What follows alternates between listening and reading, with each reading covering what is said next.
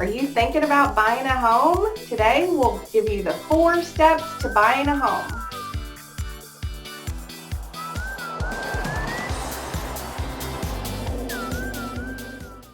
Hey, this is Melodie Watts and Dona James, your DFW Metroplex Realtors. In our previous video, we talked about the timing on getting into a new home, and the verdict was you need about 2 months if you've done your homework. Today, we're going to tell you a little bit more about what that homework exactly is. And to help you remember, we've come up with 4 B's: brainstorm, bankroll, borrow, and buy. And the first B is brainstorm. Talk with each family member or whoever's going to be living in your home and find out what their needs are. Yeah, think about the areas that would work for you. Are schools important to you? How long do you want to commute to work every day? Is there a church you need to be close to? Do you need a 3-car garage? What are your hobbies? Do you play golf and want to be close to the golf course? Do you need a large kitchen for entertaining or a craft room? How about a large yard for your pets? Or you're tired of doing lawns and you want to downsize? Yeah, and break down your list. Include your must-haves, your things you would like but are negotiable, and then your deal breakers, the things that absolutely you could not live with. That's right. That's very helpful. The second B is bankroll. How much do you need to get into a home? Most people end up needing between 6 and 8% of the home's price in cash to get into the home to cover their down payment and closing costs. Now, if you are eligible for a USDA loan or a VA loan, you can do it for quite a bit less.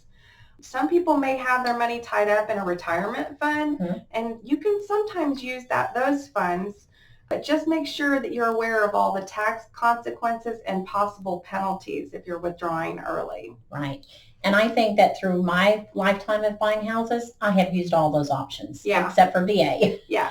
One more option that may be available to you is if you happen to have a very generous family member. Have you had that opportunity? I sure have.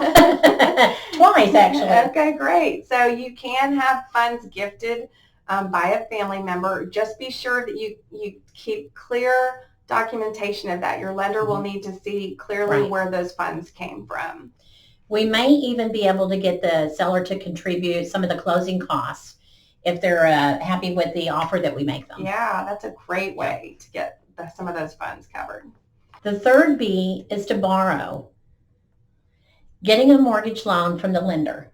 I don't know about you, but most people that I know don't have a few $100,000 just laying around to go buy a house with. So we're pretty much looking at going to a lender to get the bulk of the funds. Now, the lenders are going to look at your credit score, your income, and your prior debt. If your credit score is less than 580 or so, you may need to do some credit repair before you're ready to buy. Most mortgage lenders can give you an idea on how to improve your credit score if you need some help with that. If you don't know what your credit score is, most credit cards have that online now where you can access your FICO score, or you can use a service like Credit Karma. Yeah, and if your bankroll and your credit are looking good, then it's time to go talk to a lender to get pre-qualified. And once we have that pre-qualification letter, we'll know how much you are qualified for, and then it'll be time for step number 4.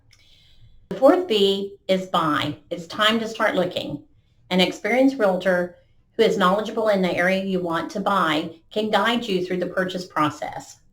Stay tuned. Next week, we'll discuss in detail the home buying process. Until then, see y'all later. Bye y'all.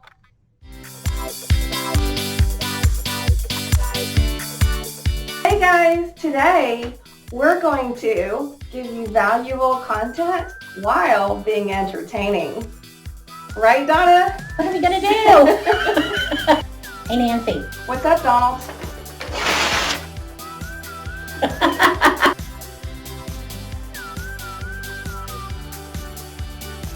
Any other ideas, Donna?